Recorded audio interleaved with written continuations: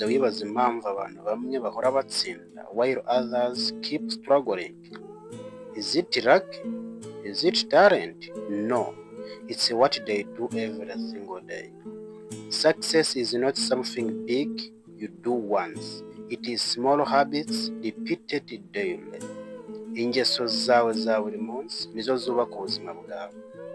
Today, I will show you 5 powerful habits that turn ordinary people into successful people.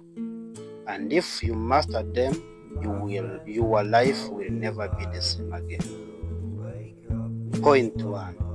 Wake up early. Byuka kare. While others are sleeping, successful people are preparing. Morning niyo foundation y'umunsi wawe. Robin Sharma yaravuze ati, own your morning, elevate your life. Iyo ubyutse kare ufite umwanya wo gutekereza, uba ufite umwanya wo gutekereza, gukora ndetse no gutegura. Win your morning, win your future. Point 2. Gushyira focus ku ntego. Focus where you want to be in the future. Most people fail not because they are weak, but because they are distracted. Social media, phones, noise, everything is fighting for your attention. Listen, focus is your superpower. Iyo wibanze ku kintu kimwe, results ziraza. Point 3. Consistency. Guhozaho, gukomeza buri munsi. People want quick results, but success takes a time. Tony Robbins yaravuze ati, it's not what we do once in a while, it's what we do consistently. Do small things every day, but don't stop.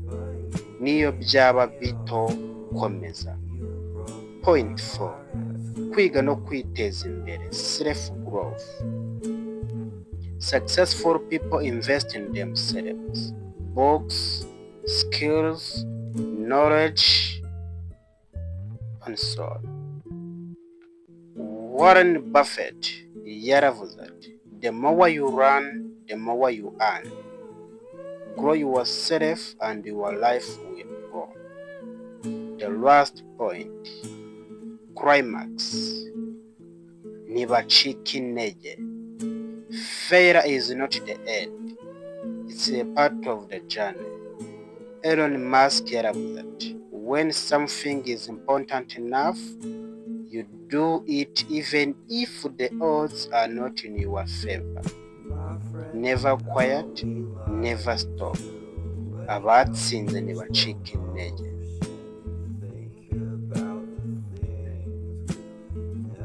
Noneho ikibazo si ukumenya izi habits. The question is, will you apply them?